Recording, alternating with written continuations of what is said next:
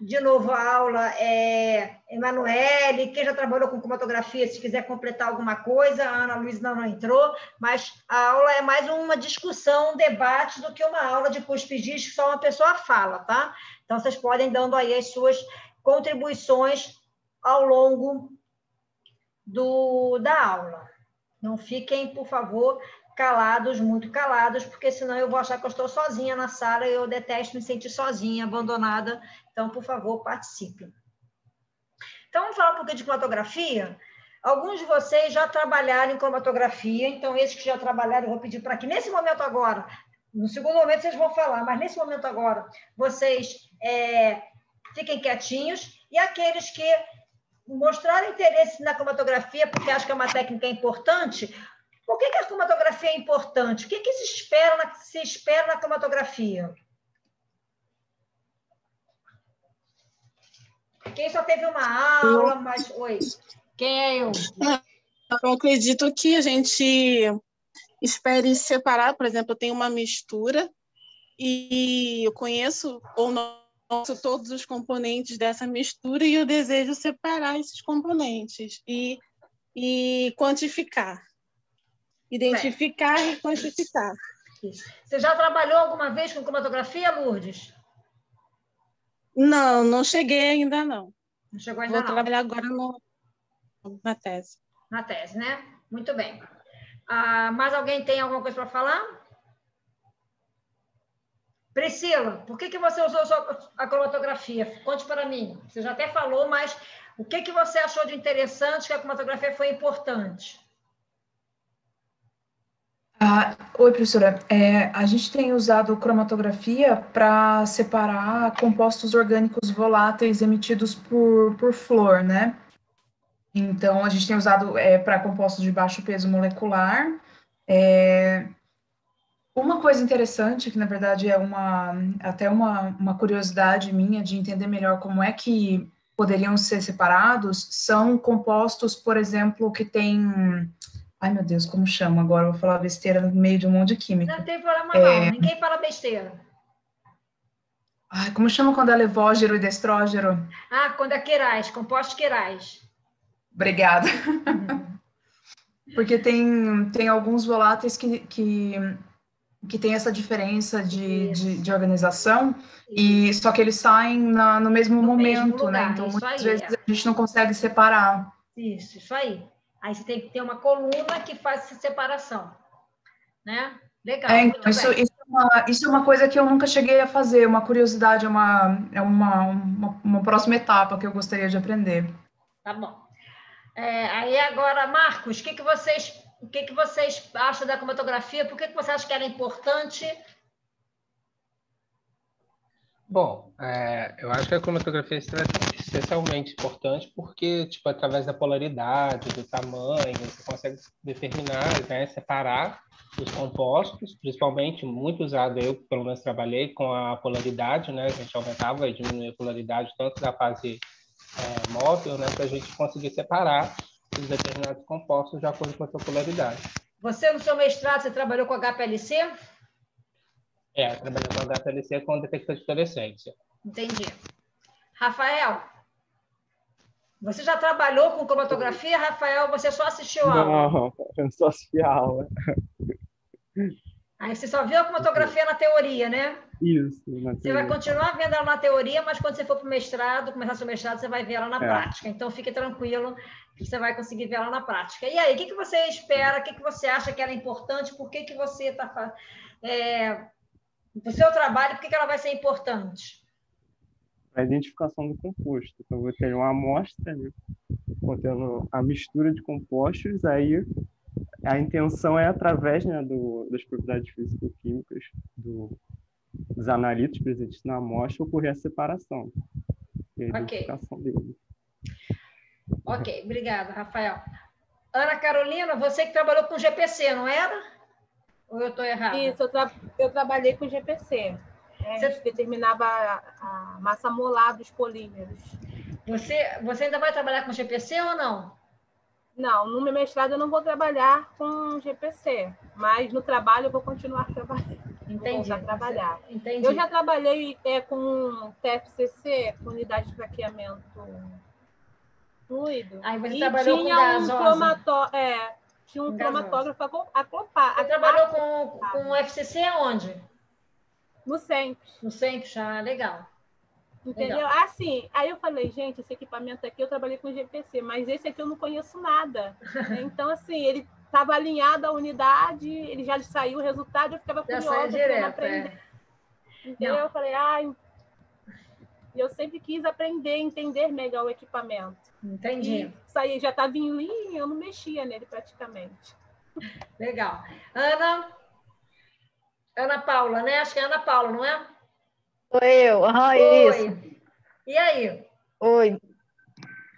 Por que você acha que a cromatografia é importante? Por que você quer usá-lo na sua tese? Por que você não usa outra técnica? Porque para ver, né, quais são o que eu estou conseguindo fazer, a degradação, quais são os compostos que estão sendo gerados, eu acho que a melhor técnica, por enquanto que eu saiba, é a cromatografia.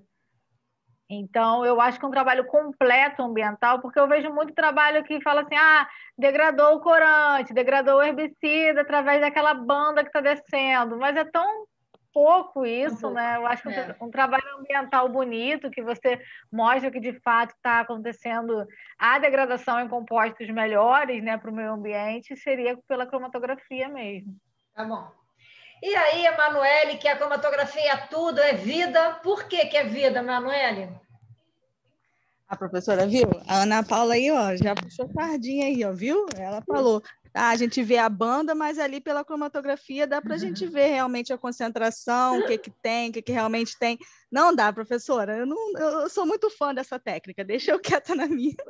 Não tem problema, pode ser fã, mas você tem que não mostrar por que é fã, né? Bom, a cromatografia realmente é uma técnica muito especial e os químicos gostam muito.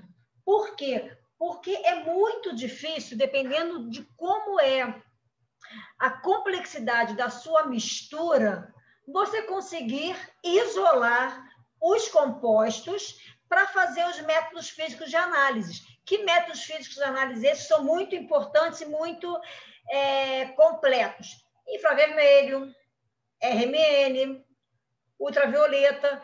Esses métodos, você tem que ter o composto puro para que você possa inferir alguma informação daquele composto, poder saber qual é o principal grupo funcional, que é o que o infravermelho dá, se você tem um cromóforo, que é o que o ultravioleta dá, qual é a distribuição dos hidrogênios e dos carbonos que a ressonância dá, mas para isso eu preciso ter o composto puro. E nem sempre é fácil eu separar os compostos, principalmente numa mistura que tem uma porção de coisa ali. Então, a cromatografia ela é muito boa porque a cromatografia é uma técnica de separação, tá? De extração. Ela sozinha não serve para nada. Ela precisa de detectores que vão te dar que sinais são aqueles e aí fazer com que você, através de padrões ou através de padrões mesmo de substâncias ou padrões de comportamento com outras substâncias, inferir que compostos podem ser aqueles. A cromatografia, ela só tem um problema que ela não é absoluta como na ressonância. Existem cromotografias que são absolutas, que a gente chama de cromatografia de alta resolução, que aí você tem o peso molecular identificado do composto. Não sei se você, não, químicos sabem, não sei se a Priscila sabe, quando a gente calcula o peso molecular, né, a massa molar de um elemento, a gente calcula a média ponderada dos seus isótopos, tá? Então, CO2, se você calcular a massa considerando a proporção dos seus isótopos, você vai ter um valor que tem 4, 5 casas decimais, e aí, se você tiver um espectro de massas de alta resolução, você vai poder afirmar que ali você tem o CO2 e não, por exemplo, o outro composto, o N2, por exemplo. Então, a espectrometria de massas acoplada à cromatografia, massas de alta resolução, é um método parecido à ressonância, porque você consegue sem dúvida, descobrir qual é o peso molecular daquela substância, tá? Então, a cromatografia ela é extremamente importante porque, além de separar, você tem ideia do que tem naquela mistura e, se você tiver um equipamento de massa de alta resolução, você ainda pode inferir que a amostra deve ser aquela. Por isso que é muito importante a cromatografia, tá? Com exceção da Priscila, todos vocês já trabalharam no laboratório, já fizeram práticas de laboratório de orgânica e já fizeram a extração líquido-líquido, não é? Como é que se dá uma extração líquido-líquido? Quem quer falar? Qual é a vidraria que a gente usa para uma extração líquido-líquido no laboratório? Funil de separação? Funil de separação, né? Você pensa em extração líquido-líquido, o mais básico que vocês aprenderam na graduação é um funil de separação. Tá? Como é que funciona um funil de separação? Por decantação, né? Por decantação. Você separa dois líquidos immiscíveis. Então, você tem dois solventes. Como é que a gente faz a separação por extração líquido-líquido? Você tem uma amostra que ela é solúvel em um solvente. Esse solvente tem polaridades distintas, tá? Então, você tem normalmente um éter e água, de clorometano e água, solventes de polaridades distintas.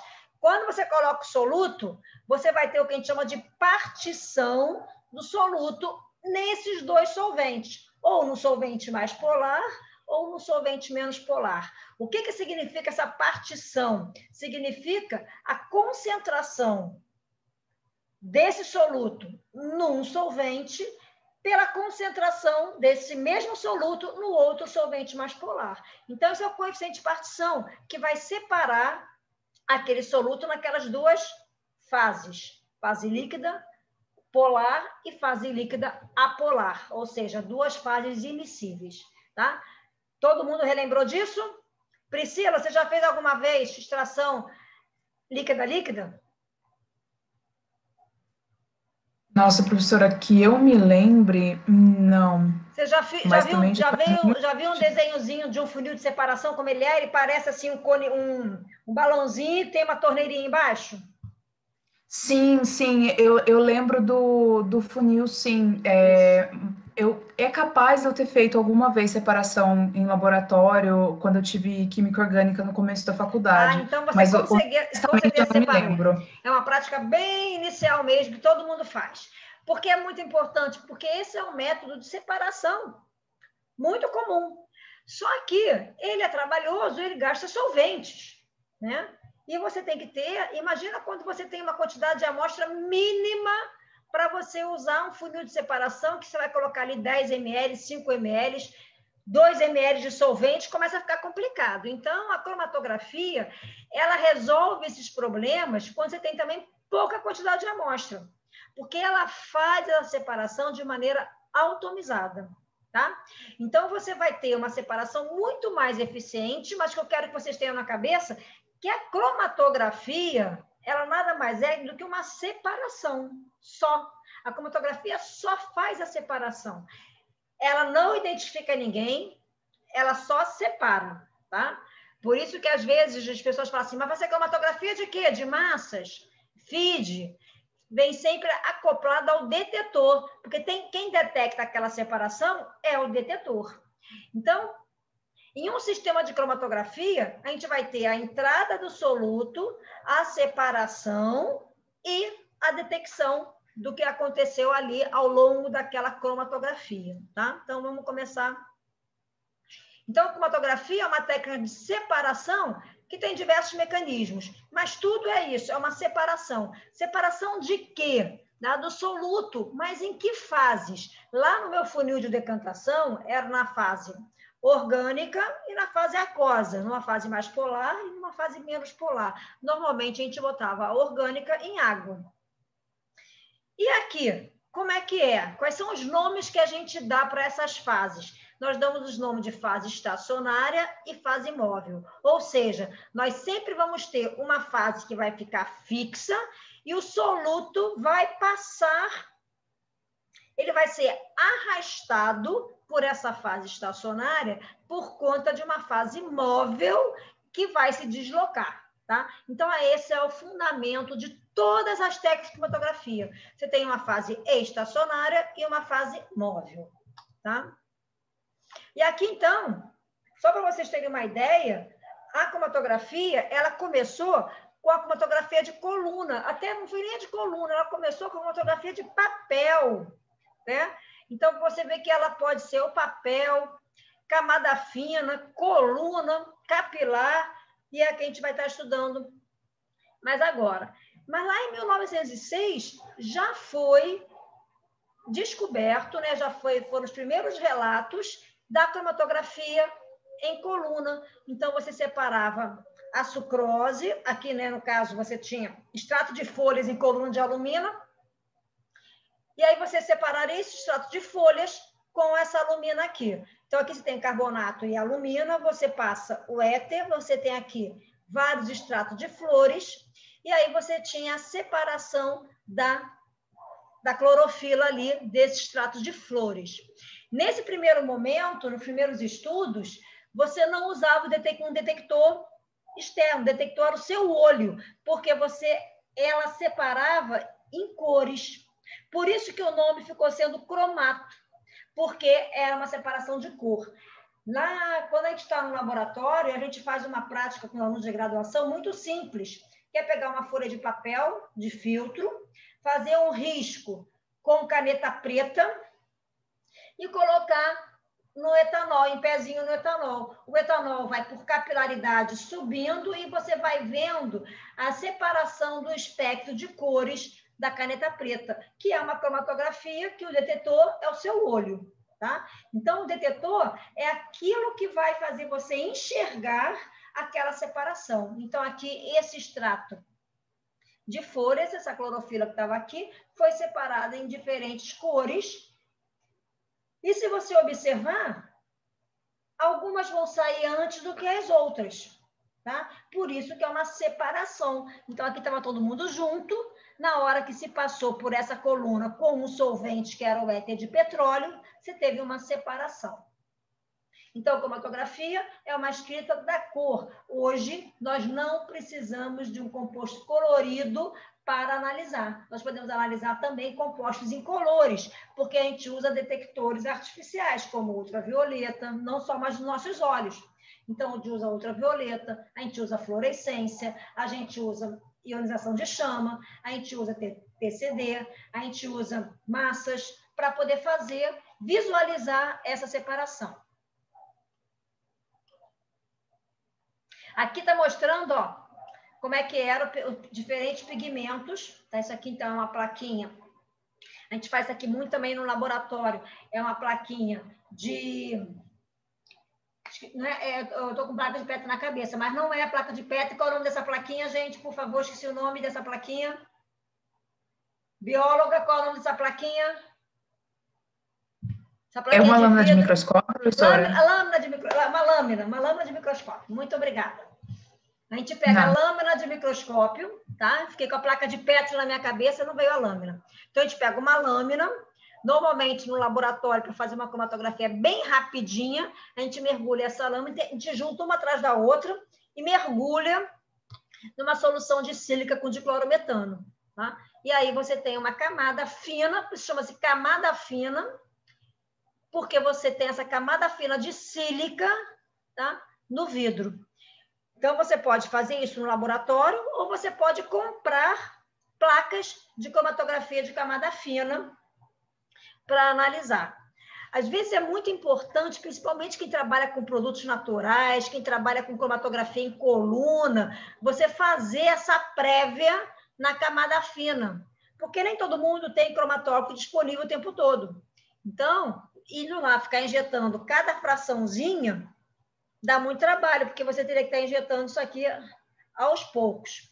Mas a camada fina tem seu valor, tá? A gente não pode desprezá-la, porque a camada fina ela serve para você separar os compostos e isolá-lo. Então, por exemplo, lá a Ana quer saber quais são os compostos que ela tem. Então, ela vai comprar uma placa de camada fina, quantitativa, aí ela vai colocar a amostra dela, vai deixar percorrer, depois ela pode ir raspando aonde está a coloração. Tá? Essa aqui é uma coloração que você vê a olho nu, mas quando não vê olho nu, você usa uma lâmpada de ultravioleta para você poder enxergar, que o detetor de ultravioleta ele é muito universal, ele serve para quase todos os compostos. Tá? Mas eu já trabalhei com esse tipo de cromatografia porque eu fazia uma reação que eu precisava isolar, eu não tinha espectro, eu não tinha um espectro de massas de alta resolução, então, para eu poder publicar os meus resultados, eu precisava isolar e ter o espectro de infravermelho e de RMN. Tá? Então, a maneira que a gente faz é essa, faz a camada fina e aí vai separando as fraçõezinhas para fazer. Tá? Muito bem.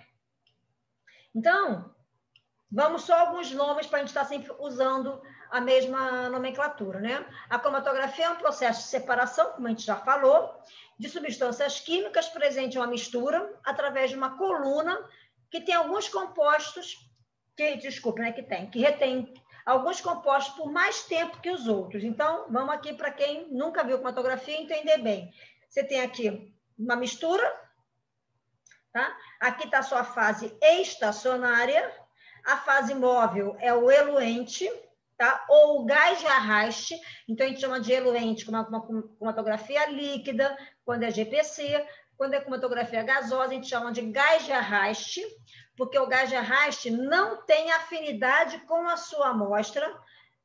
No caso do solvente, o solvente tem afinidade com a sua amostra. Então, aqui você tem dois solutos que você coloca no topo da sua coluna, no início dela. Tá? Você pode colocar ou com uma seringa, se for uma cromatografia em coluna, você pode colocar com uma pipetinha ou injetar, se for um equipamento de cromatografia. Então, essa amostra, com o tempo, vai primeiro percorrer a fase móvel. Com isso, à medida que a fase móvel vai percorrendo a coluna, ela vai fazendo a separação dos solutos, tá? O soluto que vai sair primeiro, esse solutozinho B aqui, significa que ele tem mais afinidade com a fase móvel. Então, de novo, vamos tentar entender isso para não ter dúvida, se alguns alunos já têm dúvida disso. Você colocou a amostra aqui em cima, a amostra não tem nenhuma afinidade com ninguém ainda, tá? Entrou em contato ali. Você vai começar a colocar o solvente. A tua amostra vai começar a percorrer a coluna, tá? Dependendo da afinidade com que ela vai ter, ou com o solvente, ou com a fase estacionária, então eu vou chamar solvente de fase móvel, vai acontecer aquela separação que acontecia lá no funil de decantação. Ah, eu tenho afinidade com a fase móvel, então eu vou solubilizar na fase móvel. Aquele que tem menos afinidade com a fase móvel fica mais agarrado na fase estacionária. Então, quem é que sai primeiro? Sai primeiro aquele que tem afinidade maior com a fase móvel, tá?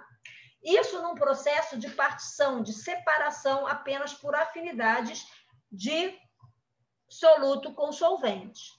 A Ana Carolina, ela trabalhava com a técnica de GPC. A técnica de GPC, ela já tem um outro tipo de fundamento, que daqui a pouco eu vou falar dele aqui. Mas vamos agora imaginar o seguinte: eu tenho um soluto que tem uma afinidade maior com a fase móvel do que com a fase estacionária. Aquele que tem afinidade maior com a fase móvel sai primeiro. Quem tem mais afinidade com a fase estacionária fica mais retido, tá? Depois a gente vai falar cada caso, porque cada um tem uma especificidade, tá? Então, aqui o B saiu, aí sai o B, depois vai sair um tempo solvente de novo e no final sai o A. Então, você tinha uma mistura que tinha o A mais B, no final você tem o B isolado e o A isolado. Isso é a técnica de cromatografia, tá? Então, quando o pessoal fala assim, eu adoro cromatografia, eu tenho certeza que não está falando da cromatografia em coluna, porque fazer cromatografia em coluna, gente, é um saco. Tá? No meu mestrado, eu fazia cromatografia em coluna, desse tipo, como está aí na foto bonitinha, eu fazia 500 frasquinhos. Tá? Então, a cromatografia em coluna ela é maravilhosa quando você tem um equipamento de cromatografia acoplado a detectores eficientes e sensíveis. Tá? Mas essa é a técnica, esse é o fundamento, é o mesmo. Independe se é no equipamento que tem toda a automação ou se é na bancada. Tá? A técnica é a mesma. Algum de vocês já trabalharam com cromatografia em coluna?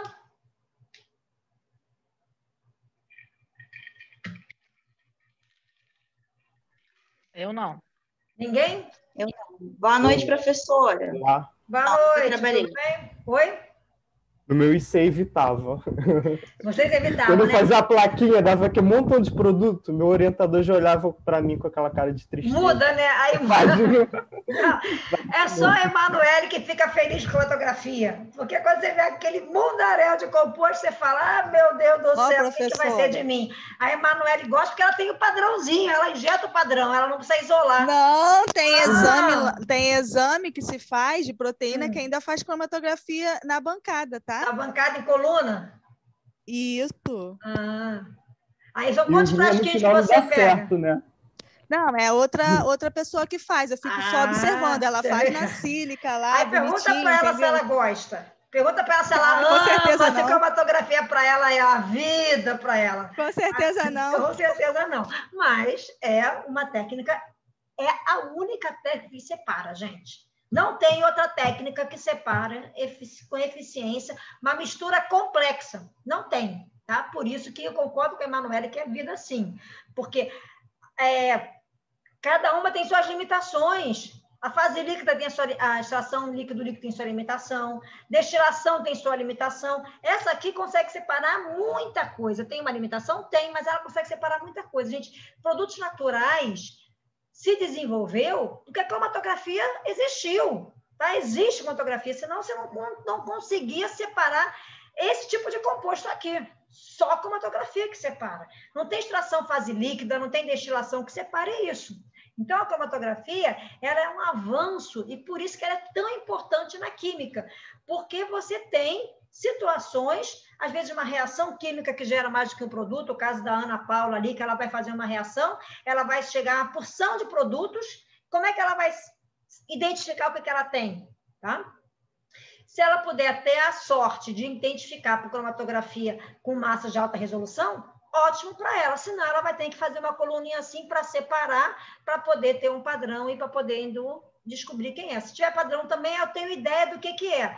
Então, eu coinjeto padrão. Na próxima aula, a gente vai falar de análise qualitativa e análise quantitativa. Mas hoje a gente só vai dar só esse fundamento da cromatografia. Tá? Vamos sofrer, hein? Vai sofrer. Lourdes e Ana Paula vão sofrer. Porque a cromatografia, a gente, quando... Lá na UERJ, né, na Central Analítica, a gente faz análise para todo mundo da UERJ, né? E aí chega lá o pessoal, né? Vamos botar que isso aqui é um tubinho de ensaio. Pessoal da biologia, da nutrição, da medicina, da odontologia, com um produtinho assim, com uma coisinha desse tamanho assim, não tem quase nada ali, e quer que a gente analise aquilo ali. Quando a gente coloca no cromatógrafo, a gente quase chora, porque tem tudo e mais um pouquinho. E a análise não é assim rápida. Não é uma análise que você vai resolver em um dia. Não deixe para no final da sua tese, porque você não vai resolver. Você vai ficar extremamente frustrada, porque não é assim. A cromatografia, ela exige um estudo.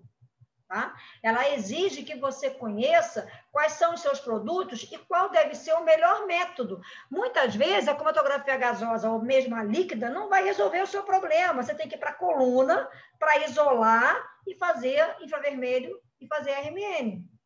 Tá? Então, a gente fica feliz, a gente quer que a cromatografia resolva todos os nossos problemas, mas nem sempre ela resolve. Tá? E a gente tem que estar preparado para isso. Talvez não resolva aquela cromatografia, mas uma outra resolve. Se ela não resolver, ninguém vai resolver. Mas vocês têm que estar preparados que pode ser que vocês precisem de uma outra cromatografia não automizada. Muito bem. Então, a cromatografia é um processo físico-químico de separação de misturas, que você pode não só separar identificar e quantificar, tá? Aí aqui a palavra de identificação, a gente tem que tomar muito cuidado, porque em química, quando a gente fala identificar, você precisa de um padrão para você ver se eles têm o mesmo comportamento, ou seja, se sai no mesmo lugar, com as mesmas características, aí você identifica. Se você não tiver padrão, gente, vocês não identificam a amostra, vocês caracterizam. A caracterização, ela é uma coisa mais suave, eu não tenho 100% de certeza. A identificação não, o próprio nome diz, é uma identidade. Se tem um padrão, outra coisa muito importante na cromatografia é se você tem um padrão. Se você tem um padrão, você identificou. Se você não tem um padrão, você caracterizou. E aí, não necessariamente aquilo ali está 100% correto. Em qualquer técnica, a única coisa que identifica é o padrãozinho na mão, tá?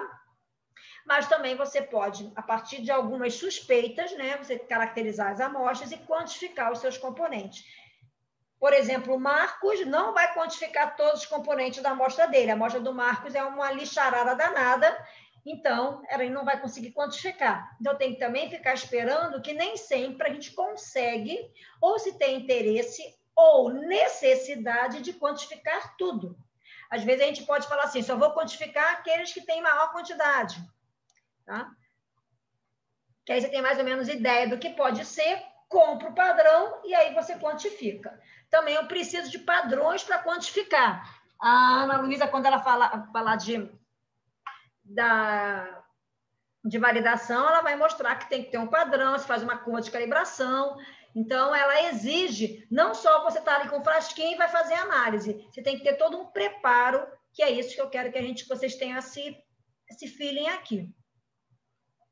O último componente da mistura atravessar a coluna é o que fica mais fortemente adsorvido, aqui não é absorvido, está errado, adsorvido na fase estacionária.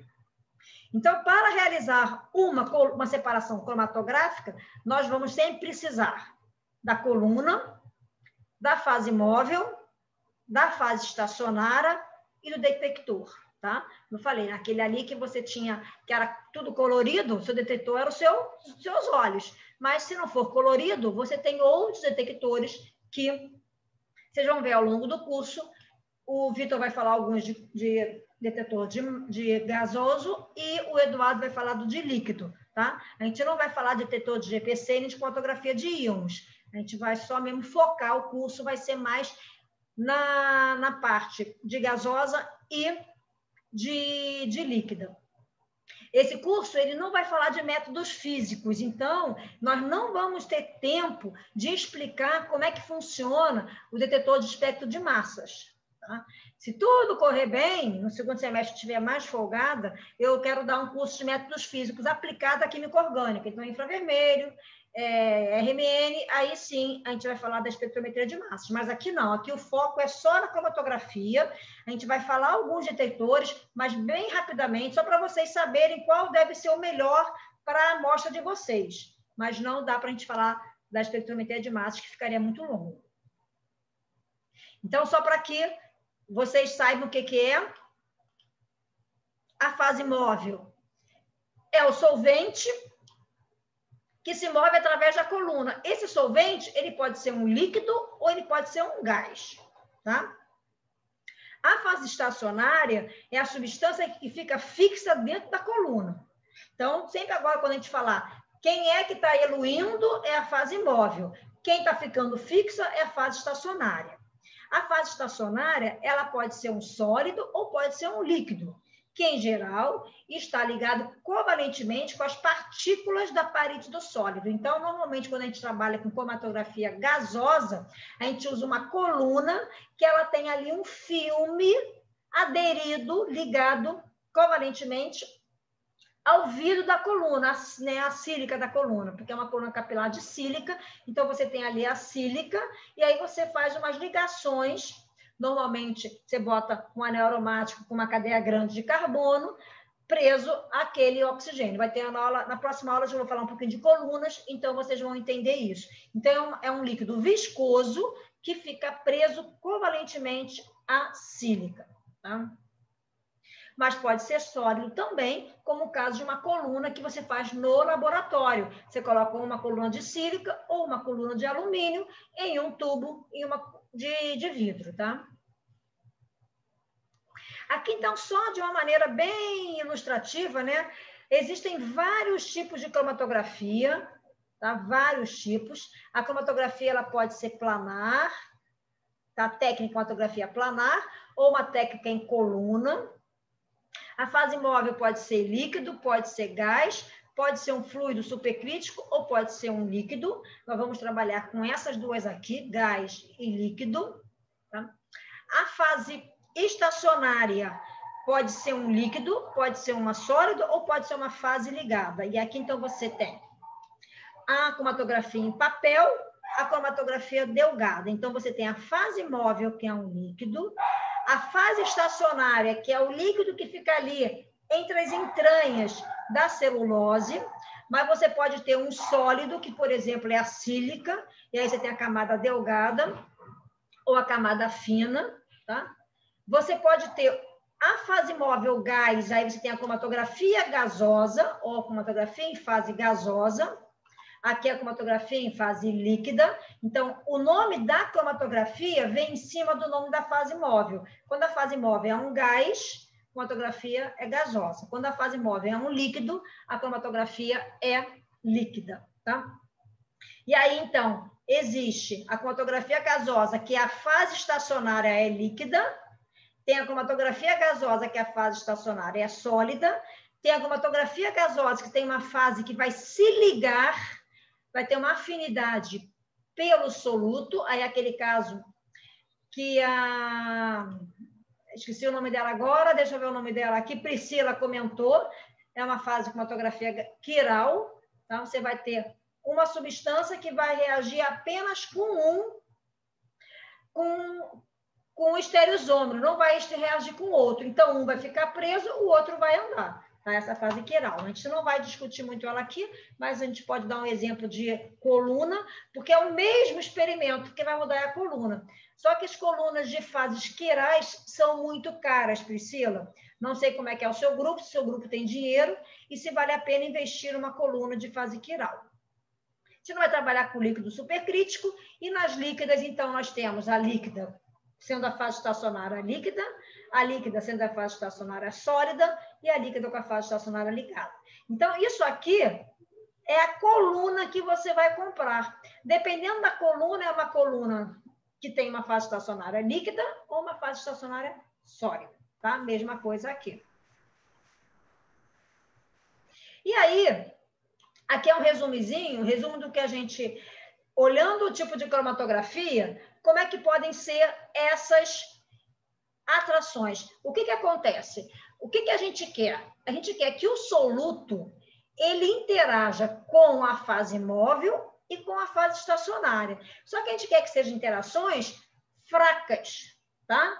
A gente não quer que seja uma ligação covalente, porque se for covalente, ele nunca vai sair. Você colocou os solutos ali, eles não se separam. Então, não é isso. Então, você quer uma separação que seja que sejam separações fracas. E quais são, então, as forças que são fracas que vão estar ocorrendo na cromatografia? Quem fala?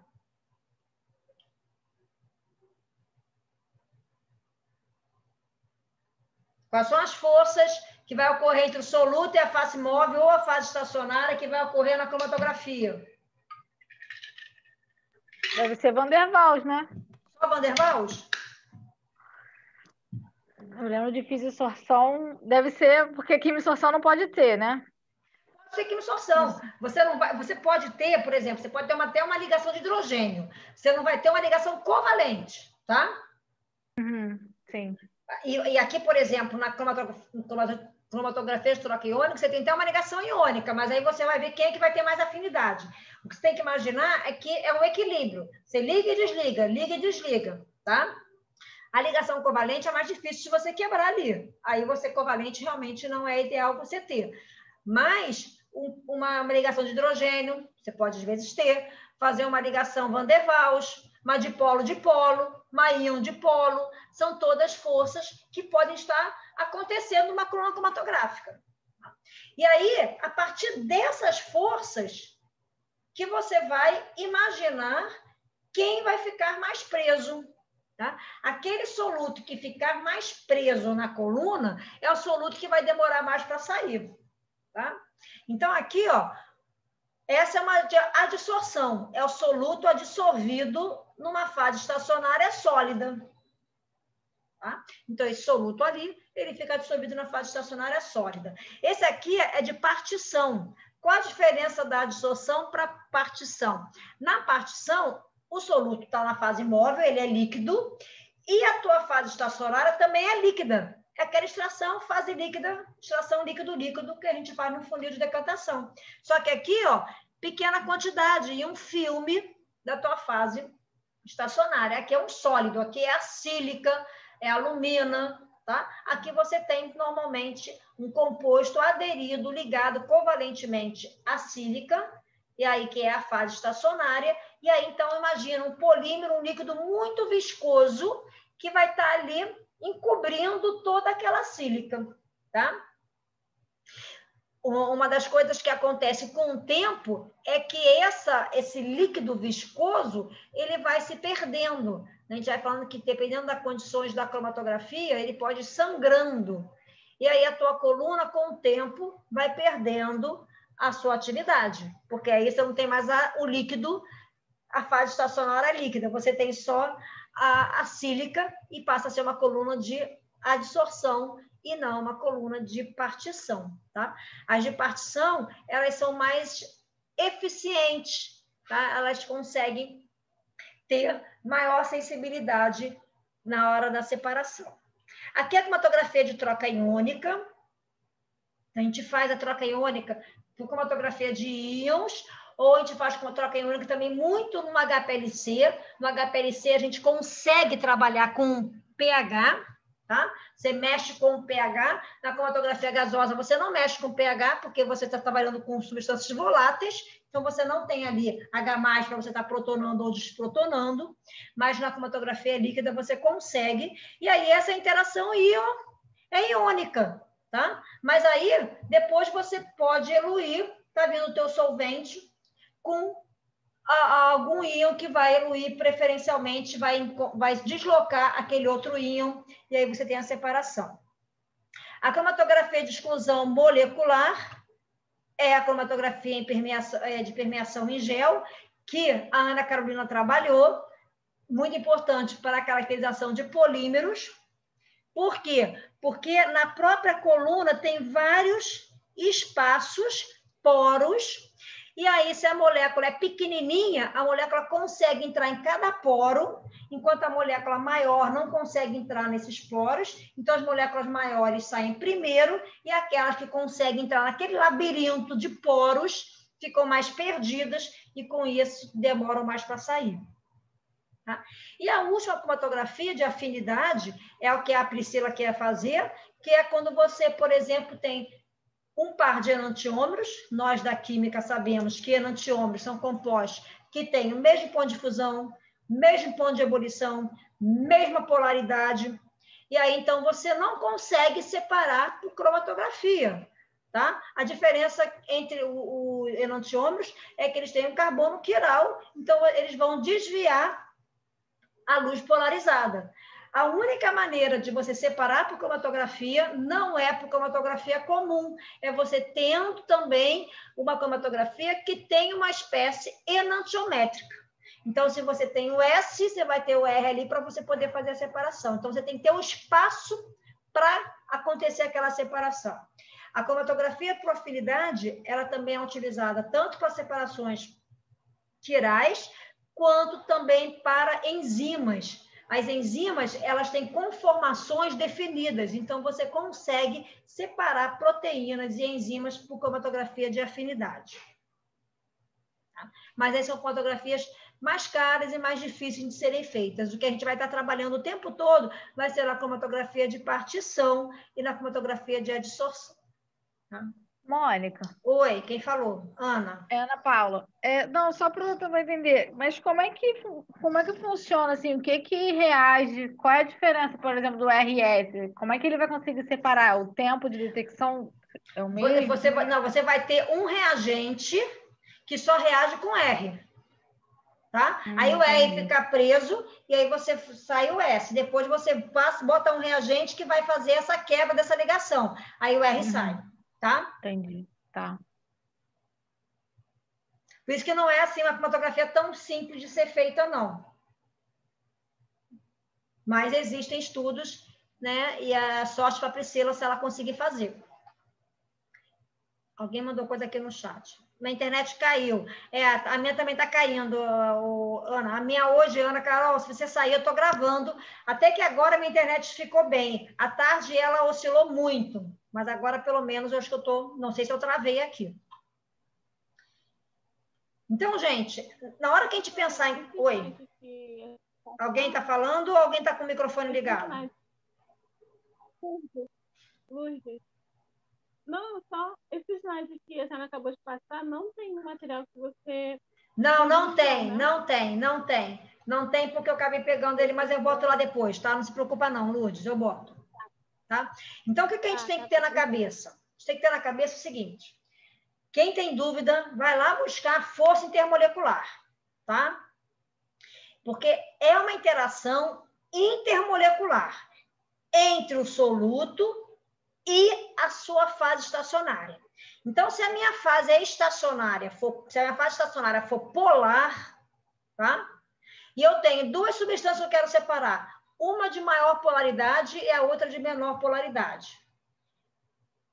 Essas duas substâncias, elas vão competir com a fase estacionária. Aquela que tiver polaridade mais próxima, lembra aquela frasezinha? Semelhante, dissolve, semelhante. A mesma coisa vai estar aqui. Quanto mais similar, quanto as mesmas forças intermoleculares o soluto tiver com a fase estacionária, o soluto vai ficar mais agarrado, tá? E vai competir com a fase móvel. Quando é um gás, quando é a fase gasosa, cromatografia em fase gasosa, esse gás é inerte. Então, não há nenhuma interação, competição entre a fase móvel e a fase estacionária. O teu soluto só vai ter afinidade quanto à fase estacionária. E na hora que você vai tendo a separação por afinidade. Aquele que tem menos afinidade é arrastado mais fácil. A cromatografia líquida, o HPLC, ela já é um pouco mais complexa. Porque o teu soluto, né, os teus solutos da sua mistura, vai ter afinidade tanto com o solvente quanto com a fase estacionária. E aí vai ser a partição, é melhor. Eu vou ter uma amostra mais no soluto, mais na fase móvel ou mais na fase estacionária. Tá? Então, não é assim tão linear como é na fase gasosa. A gasosa é maravilhosa. Rapidamente você vê quem é que vai sair primeiro. Na cromatografia líquida, você tem que estudar esse comportamento, porque a fase móvel agora ela não é inerte, tá? Ela participa da interação. Então, às vezes, o teu soluto não tem muita afinidade com a fase estacionária, mas também não tem afinidade com a fase móvel. Mas aonde ele tem mais afinidade? Aí você vai avaliar isso, diferente da fase da cromatografia gasosa. Tá entendido? Tá? Na próxima aula eu vou mostrar algumas colunas e a gente vai discutir, imaginar alguns compostos, e aí vocês vão falar quem sai primeiro, quem sai depois, por quê, quais são as forças que estão envolvidas, só para vocês terem isso mais rapidamente na cabeça. Tá?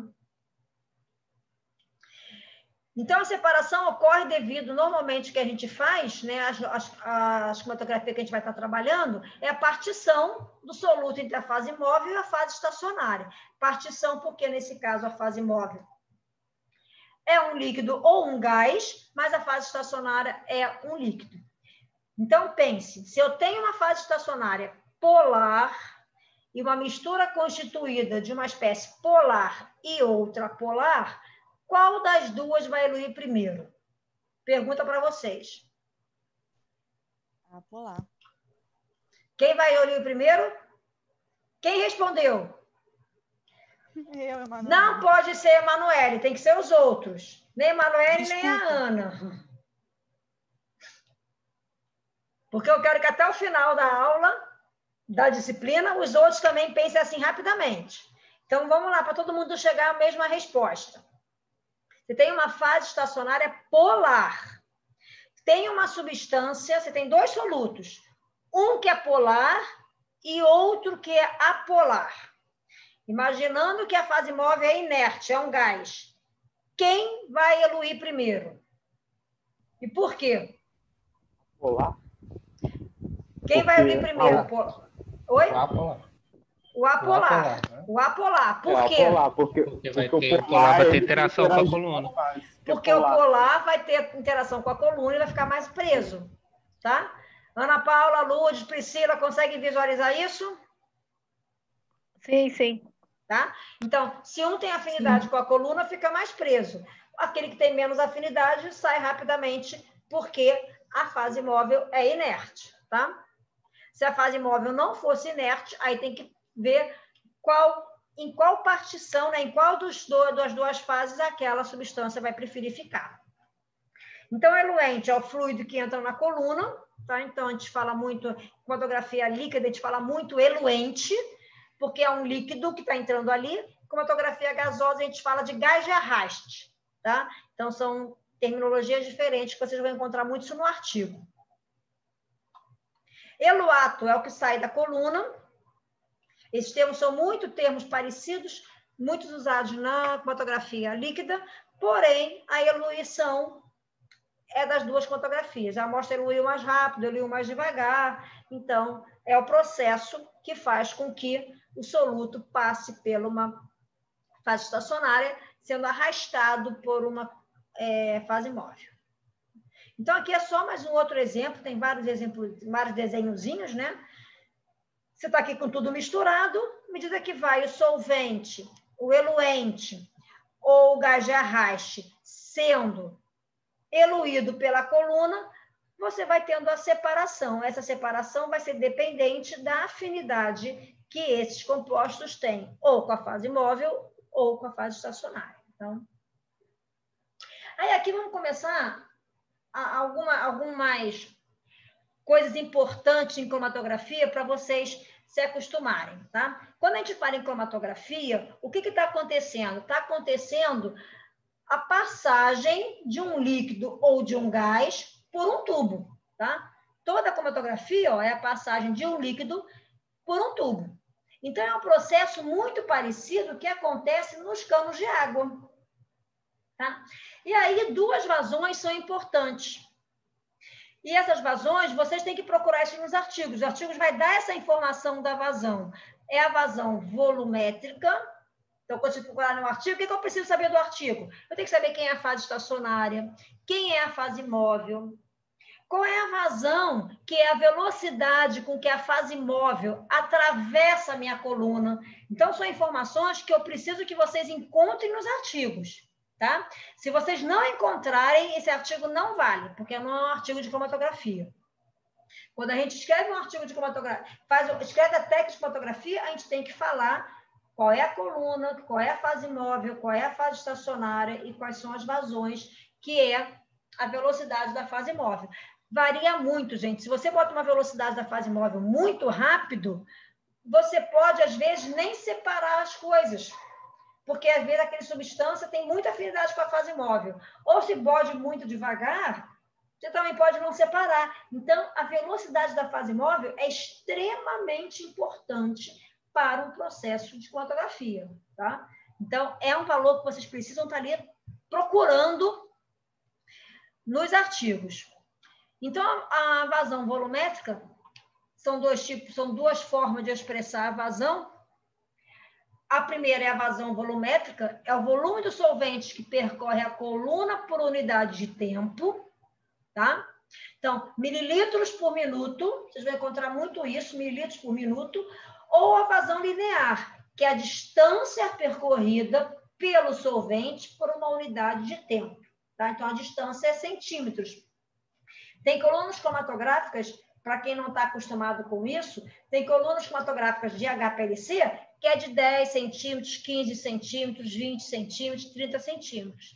Agora, tem colunas de cromatografia gasosa que são de 30 metros. Tá? Então, imagina, 30 metros uma coluna, a eficiência dessa coluna. não sei se vocês todos conhecem o Instituto de Química da UFRJ. Eu sei que a Emanuele já trabalhou lá. Alguém já conhece o Instituto de Química da UFRJ? Conheço. Conhece? O Instituto de Química da UFRJ, né, ele fica localizado no 5º e 6º andar.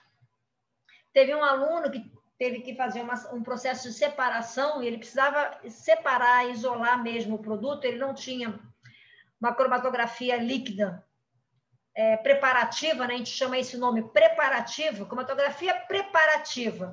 Então, escreve aí, esse nome é importante para vocês. É a cromatografia que você isola os compostos, tá? Não é tão fácil de fazer cromatografia preparativa. Uma delas é aquela por coluna no laboratório, pode ser pela camada fina, ou existem cromatógrafos que fazem a cromatografia preparativa, uma coluna maior. Mas aí lá na UFRJ, nessa época, né, eu estava lá ainda estudando, não tinha cromatógrafo que fazia a preparativa. E aí os compostos deles tinham polaridades tão próximas, que para você conseguir separar, quando a polaridade é muito próxima, você só consegue separar, ou tenta ver se consegue separar, aumentando o tamanho da coluna. Porque quanto mais tempo você deixar a coluna ali tendo afinidade com a fase estacionária, você pode conseguir separar mais.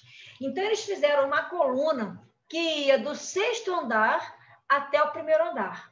Então, no 1º andar ficava o frasquinho para coletar a amostra que é colocada lá no 6º andar. Tá? Então, a UFRJ são 6º andar duplo, são 12 andares. Você imagina o tamanho da coluna e eles conseguiram separar. Tá? Então, para vocês verem como a cromatografia realmente ela é importante, mas ela tem os seus senões, né? Eles tiveram boa vontade de fazer uma coluna tão grande. Então, essa vazão é extremamente importante, tanto a distância percorrida, porque cada distância percorrida vai favorecer esse processo de separação. Como é que a gente separa com o funil de decantação? A gente coloca a fase orgânica, a fase aquosa, coloca o soluto, sacode, abre, pega a fase orgânica, coloca mais fase aquosa, sacode de novo, abre. Então, imagina isso numa coluna. Você vai fazendo essas separações, não toda hora abrindo, e sim aumentando o tamanho da coluna. Por isso que a distância percorrida por tempo é muito importante. Aqui, então, é só um exemplozinho para vocês, como é que vocês transformam uma pela outra, tá? Aqui tem uma coluna de 60 centímetros de diâmetro, então ela tem esse raio de 30 centímetros. Eu tenho que descobrir, então, qual é o volume da minha coluna, tá? Para eu poder saber qual vai ser o volume da minha fase móvel. Então, essa coluna, esses dados aqui são dados pelo fabricante. Quando você compra uma coluna, 4 informações são importantes. Qual é a fase estacionária da coluna, você tem que saber qual é a fase estacionária. Você tem que saber qual é o diâmetro interno da coluna, ou seja, ela tem diâmetro maior, menor. Você tem que saber qual é o seu comprimento e qual é a espessura da fase móvel. Então, são 3 informações que vocês têm que procurar também no artigo. Todo artigo tem que informar qual é o nome da coluna. Pelo nome da coluna, você descobre qual é a fase estacionária, porque todas as colunas têm o mesmo nome, tá? As colunas, elas têm... normalmente elas são assim, BR de Bruker, tracinho DB5. Esse nomezinho que vem na frente é o fabricante, tá? hífen DB5, hífen 1ms. Esse que vem depois é a fase estacionária. Então, sempre quando vocês forem a coluna, vocês vão procurar, vocês vão lá, marcam a coluna, procura qual é o nome que vem depois do hífen. O primeiro pode ser Agilent, pode ser PK de Perkin, pode ser BR, pode ser vários nomes. Tem a Cefadex, tem vários nomes. Mas o que vem depois é a fase estacionária. Essa fase estacionária é extremamente importante, porque existem catálogos, e aí você vai avaliar se a tua fase estacionária é melhor para um composto ou para outro composto, tá? Então, importante vocês terem essas informações no artigo de vocês. Fase estacionária, diâmetro interno, comprimento da coluna e espessura do filme, tá? Então, vamos voltar para cá. Então, essa coluna aqui, ela tem 60 centímetros de diâmetro, ou seja, ela tem um raio de 30 centímetros. E a fase móvel ocupa 20% do volume da coluna, ou seja, 80% do volume da coluna é ocupado pela fase estacionária e 20% é pela fase móvel, que é o que a gente quer saber aqui, qual é a vazão da fase móvel. Então, calcule a vazão linear quando a vazão volumétrica desse solvente for de 0,30 milímetros por minuto. Como é que eu calculo isso? Primeiro, eu tenho que saber o seguinte: qual é o volume da minha fase móvel em 1 centímetro. Calculando 1 centímetro, eu tenho a fase volumétrica, eu consigo descobrir qual é a distância. Então, como é que eu faço isso? Volume é igual ao quê? πr2, que é a área, versus o comprimento. Se eu definir comprimento igual a 1 centímetro, eu tenho π 3,14. Qual é o raio? 0,30. Então, eu vou saber que a minha coluna, 1 centímetro dela, tem 0,286. Ela tem um volume de 0,286. Tá? Então, 1 centímetro ocupa um volume de 0,286. Esse 0,286 é ocupado 80% pela fase estacionária e a fase móvel, que ela, quando ocupa toda a coluna, é só 20%. Então, eu tenho de fase móvel apenas 0,06. Vou arredondar. Tá? Então, em 1 centímetro, eu tenho 0,06 mililitros de fase móvel. Tá bom? Então, aqui está mostrando o volume em 1 centímetro. Então, aqui é o volume em 1 centímetro. Se essa coluna tem 0, então eu descobri a coluna, olha só, independente do solvente, eu sei as propriedades dela. É uma coluna que tem um raio de 0,30 e uma fase móvel que ocupa 20%. Porém, agora o meu artigo disse que a vazão móvel da minha coluna era de 0,30 mililitros por minuto. Quanto que isso é em centímetros por minuto? Então, eu vou ter qual é o volume da minha fase móvel em 1 centímetro, qual é o volume da minha vazão volumétrica, vai ser X. Então, 0,06 dá para 1 centímetro, 0,30 dá para X. Então, eu vou ter que X é 5,3 centímetros, tá? Mas 0,30 era por minuto. Então, a minha fase móvel nessa coluna tem uma vazão linear de 5,3 centímetros por minuto. Você vai falar assim, mas para que isso é importante? Isso aqui é importante para que você preveja quanto que vai precisar de fase móvel.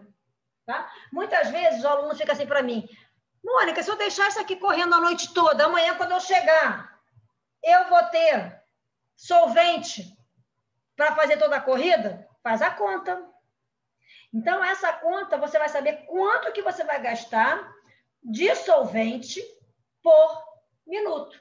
E aí você sabe quanto tempo a tua corrida demora, e aí você tem a ideia de quanto o teu solvente ou teu gás de arraste vai consumir.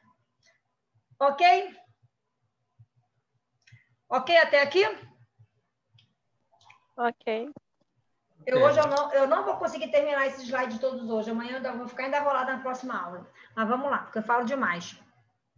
Aqui está mostrando, ó, aquele mesmo desenho, eu vou passar um pouquinho mais rápido, aquele mesmo desenho que, como é que a gente, antes da gente começar a fazer uma corrida cromatográfica, é importante que a tua coluna, tá, ela esteja cheia de fase móvel. Você não começa a colocar o soluto sem colocar fase móvel. Primeiro, ela está embebida de fase móvel, que pode ser gás ou pode ser líquido. E aí você coloca a tua amostra lá em cima. Esse tempo é chamado de tempo zero, é o tempo que você vai ligar o cronômetro, tá?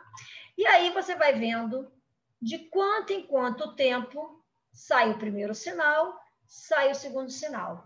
Então, o cromatograma, ele é um gráfico que ele dá a relação do sinal do detetor pelo tempo, tá? Então, isso aqui é um cromatograma. Você precisa de um detetor para poder gerar o cromatograma, senão você não gera o cromatograma.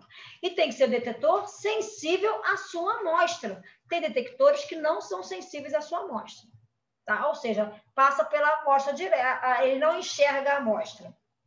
Então, por exemplo, o UV. O UV é um detetor muito comum em HPLC, mas a sua amostra não absorve. Se for, por exemplo, um hidrocarboneto não adianta. Não absorve no ultravioleta, tá? Vai ficar tudo zerado. Você vai achar que não saiu nada e saiu os seus hidrocarbonetos ali, tá? Embora você não trabalhe com hidrocarboneto com cromatografia, mas... Isso aqui é para vocês, para o HPLC você não trabalha. Isso aqui é para vocês se divertirem em casa vendo, é um vídeo bem rapidinho, uma animação para quem não viu, mas acredito que vocês já devam ter visto isso bem. Isso aqui até a gente mostra na graduação, para quem nunca viu a cromatografia, tá? Então, não vou passar ele aqui, não. Então, o que é um cromatograma, né?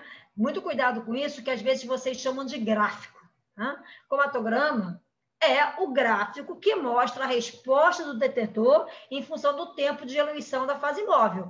Não chama de gráfico, tá? Não é um gráfico. É um cromatograma, tá bom? É um gráfico específico que a gente chama de cromatograma.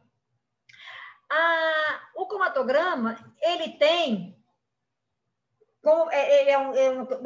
na maioria das vezes, ele é um cromatograma em 2 dimensões, em que o eixo Y é proporcional à concentração da substância na amostra. E o eixo X é o tempo que a amostra demora para eluir da coluna. Então, é extremamente importante, muitas vezes vocês escrevem num artigo sem se preocupar com o eixo Y. O eixo Y é extremamente importante, porque é ele que vai te dar a concentração. Tá? Então, o tempo é importante? É, mas o eixo X também, o eixo Y também é importante. E aí, então, vamos aqui brincar um pouquinho. Se o detector for um espectrofotômetro, qual será o sinal analítico? O que o espectrofotômetro ele enxerga? A absorvância. Ele enxerga a absorvância, mas ele enxerga fótons, tá? Por isso que é espectrofotômetro.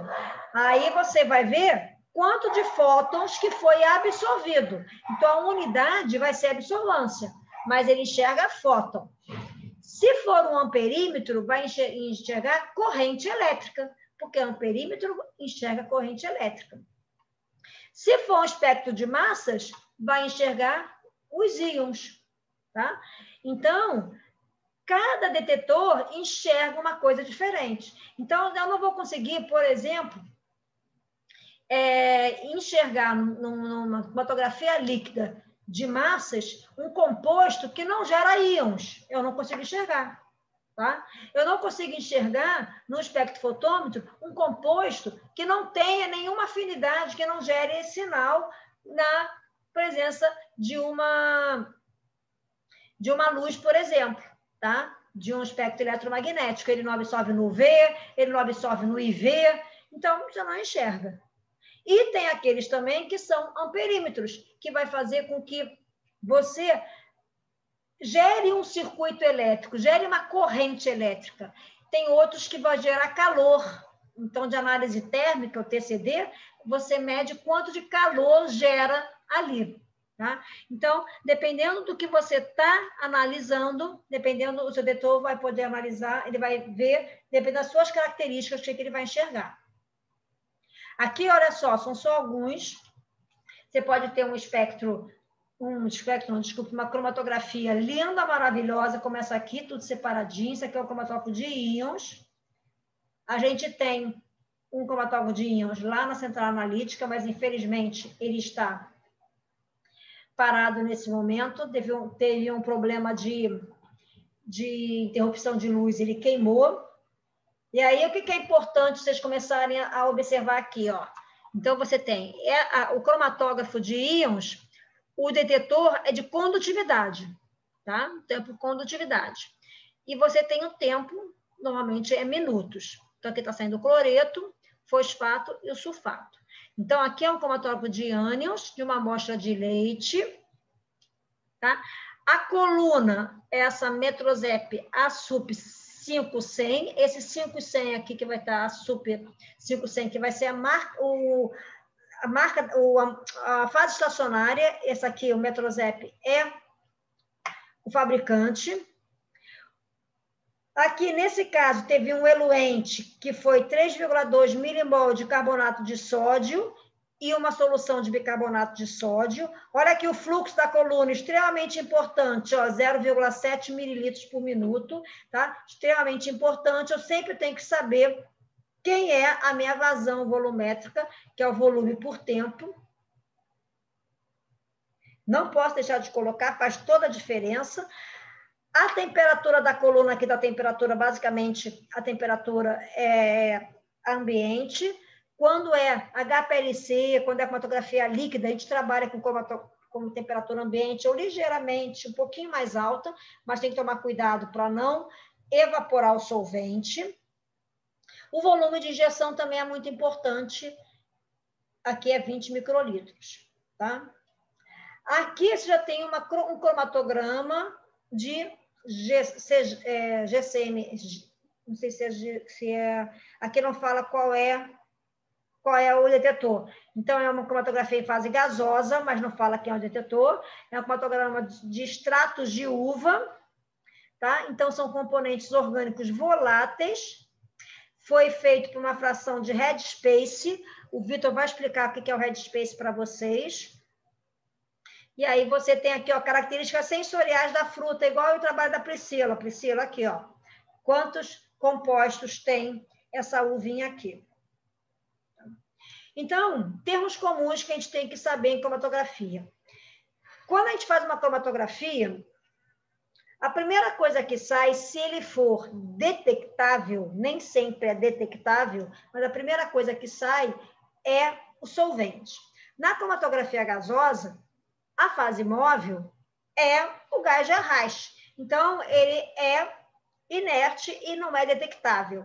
Então, você, para poder saber qual é o volume, que a gente chama de volume morto da coluna, na cromatografia gasosa, a gente injeta metano. Aí você vai ter aqui, ó, o TM, que é o tempo que a fase móvel demora para sair, que a gente chama de volume morto. E aí depois você tem os volumes dos compostos, o tempo dos compostos que você quer. Na cromatografia líquida, normalmente o solvente sai, ele pode ser detectado, então você consegue descobrir quem é o volume morto ali. E aí, então, definições importantes que vocês tomem cuidado na hora que forem ler um artigo, para entender o que eles estão falando. Tá? Então, o tempo de retenção é o tempo do tempo zero, até o meio ali, o ápice do pico, o ápice mesmo, né? O cume do pico de interesse saiu. Esse é o TR, que é considerado tempo de retenção. Tá? Então, o tempo de retenção é o tempo decorrido entre a injeção e o ápice do pico. O tempo de retenção do composto não retido, ou seja, do solvente ou de um composto que não tem afinidade nenhuma, nem com a fase estacionária, nem com a fase móvel, é chamado de tempo morto. Melhor, desculpe, ele não tem afinidade com a fase estacionária, só tem com a fase móvel. Ele entra e sai direto. Ele não tem nenhuma afinidade com a fase estacionária. Por que é importante eu saber qual é o tempo morto? Porque em alguns estudos eu preciso saber exatamente quanto tempo aquela molécula demorou para sair a partir do tempo morto, porque eu tenho que saber qual é o meu volume que eu tenho de fase estacionária, quanto demoraria só para percorrer a fase estacionária. Então, vamos supor, vou fazer um exemplo assim bem lúdico. Eu quero sair daqui e ir para Niterói, tá? Bom, eu preciso ir numa tese lá em Niterói. Eu preciso saber o seguinte, que pode ser que eu chegue lá em Niterói um dia sem nenhum engarrafamento. É o meu tempo mínimo, que é o meu tempo morto, é o tempo que eu vou demorar para chegar em Niterói sem ter nenhum engarrafamento ao longo do caminho. tá? Então, eu não posso sair de casa num tempo menor do que esse, porque eu nunca vou chegar na hora, tá? O tempo de retenção é o tempo que eu vou demorar com todos os contratempos, tá? Com engarrafamento, com a ponte parada, com acidente. Só para vocês terem uma ideia, por que isso é importante, que muitas vezes eu quero ver uma amostra que ela está muito próximo do tempo morto, e a separação não é boa. Então, a gente tem que conhecer esses dados. A gente vai ter alguns exemplos para vocês verem também ao longo do trabalho de vocês vão ver isso. E o tempo de retenção ajustado é o tempo médio que as moléculas do analito passam sorvidas na fase estacionária. Por que sorvidas? Porque elas sofrem algum processo de interação com a fase estacionária, quimiosorção ou fisiosorção, tá? Então, ali teve uma interação. Se não tiver interação, vai sair junto com o tempo morto. Sair junto com o tempo morto, gente, você não separa nada. Então, você tem que procurar uma outra coluna para que você tenha separação, tenha afinidade com a coluna. Entendido até aqui? A importância do tempo morto é para vocês saberem qual é o tempo que aquela molécula vai demorar se ela não tiver nenhuma afinidade com a fase estacionária, tá? Então, muitas vezes, vocês falam assim, quero fazer faz essa fotografia para mim aqui. Aí eu falo, essa coluna não é boa. Mas por que não é boa? Porque saiu no tempo morto. Ou seja, não separou nada. Não adianta, não vai separar nunca se os dois saírem juntos. Tá? O ideal é que os dois, né, se tiver dois compostos só, os dois saiam afastados do tempo morto. Tá? Para que você tenha separação eficiente. Tem que ter uma afinidade com a fase estacionária. Aqui alguns exemplos. Ó, aqui, ó, a separação foi muito boa. Paracetamol, cafeína. Aqui a resposta do detetor. Aqui o tempo. Aqui, olha só, aqui tá o tempo morto, ó. Esse primeirinho aqui. Tudo aqui já saiu, começou a sair tudo misturado. Se você encher com cuidadinho, você consegue até, como eles têm propriedades físico-químicas muito parecidas, tá? Você olha, as características polares são as mesmas. Então, fica difícil de você separar compostos desse tipo. Eles saem realmente muito próximos. Não tem coluna muito eficiente para se separar isso. Tá? Mas dá para vocês verem que é uma separação completamente diferente do que aqui. Aqui você consegue, olha, o sinal sobe, ele desce, só sai a cafeína depois que todo o paracetamol saiu. Tá? Aqui não, na hora que está descendo, já sobe outro, foi desse tipo. Esse aqui, então, é um pior ainda, que a separação não é eficiente. Você vê aqui, ó, o sinal sobe, ele desce aqui, mas já vem o outro aqui, aí vem outro, já vem uma coisinha aqui, aqui, ó, ele não chega nem a descer, já está saindo o outro. Então, isso aqui já não foi bem separado. O ideal é que você refaça essa coluna, essa corrida, para que você chegue a esse, ou idealmente seria uma coisa desse tipo, tá? Então, como é que você chega a essas separações? O que você mexe para chegar a essas separações?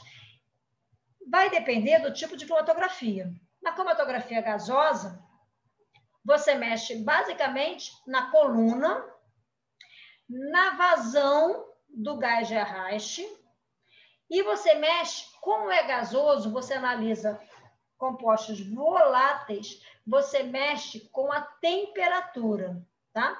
Porque todos são compostos voláteis, mas dependendo da temperatura, você vai dando chance dele interagir mais ou menos com a fase estacionária. Então, a temperatura, a programação da temperatura é extremamente importante para a cromatografia gasosa. Então, quem for trabalhar com cromatografia gasosa tem que ter a programação da temperatura da coluna. Na cromatografia líquida, a temperatura da coluna não é tão importante quanto a gasosa. Na cromatografia líquida, quem vai favorecer essa separação aqui você pode tentar fazer mistura de eluentes. Então, você pode começar, por exemplo, com eluentes que seja mais apolar, E aí vai aumentando a polaridade dele aos poucos. Então, você pode, por exemplo, um muito comum, acetonitrila e água. Você começa com 100% de acetonitrila, vai colocando 1% de água e diminui a acetonitrila 2, 10, 20, até chegar a 100% de água. Então, você consegue fazer essa separação. Isso que se chama de desenvolver metodologia de separação por cromatografia. Tá? Então, na cromatografia líquida, você mexe com pH, porque se está em fase aquosa, você pode mexer com pH, você mexe com a polaridade de solvente. Na fase gasosa, você mexe com a programação de temperatura, você mexe no tipo de injetor, para você tentar separar bem essas amostras. Ok?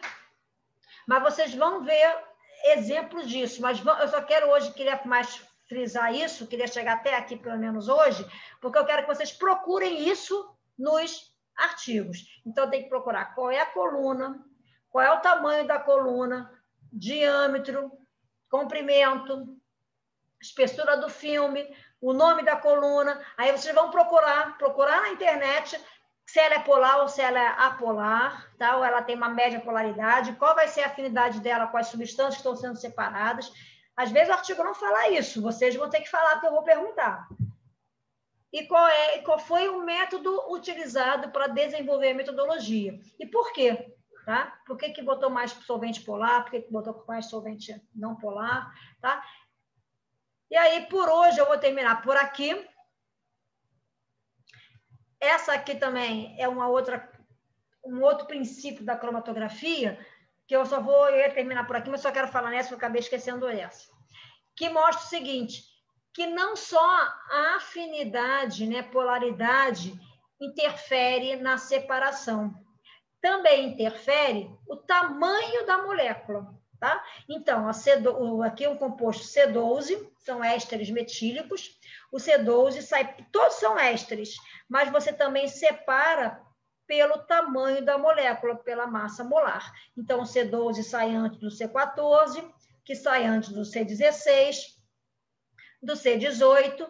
E aí que é interessante, Marcos, preste atenção nisso, que, por exemplo, aqui, ó, como todo mundo tem o mesmo tamanho, o mesmo peso molecular, saem muito próximos se uma não tem nenhuma insaturação ou se tem uma insaturação. Tá? Você vê que 12 para o 18, a separação é grande, mas aqui já não é tão grande. Então, vai depender do tamanho da molécula, vai depender se ela é linear, se ela é ramificada. Se ela é linear, ela vai se batendo mais, ela demora mais para sair. Se ela é mais ramificada, ela sai mais rápido. Tá?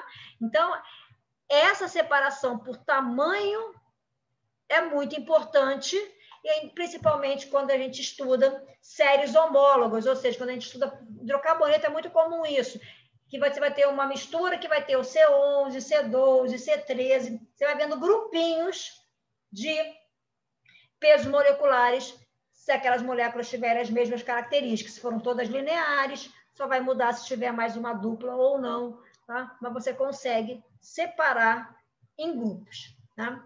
Então, qual é o princípio de separação? Polaridade, semelhante dissolve semelhante, e tamanho e peso molecular. Esses são os dois princípios que vão reger toda a cromatografia. Tá? Eu vou parar por aqui, porque eu falo que eu queria parar 8 horas, já são 8 horas. E eu vou ficar à disposição de quem quiser mostrar algum artigo, o Rafael já falou que ia mostrar, quem quiser mostrar para ver se eu aprovo um artigo, se não, na próxima aula a gente mostra, eu discuto mais alguma coisa de artigos, tá? Só para ver se o artigo que vocês escolheram está certinho ou não. Eu vou desligar aqui minha gravação.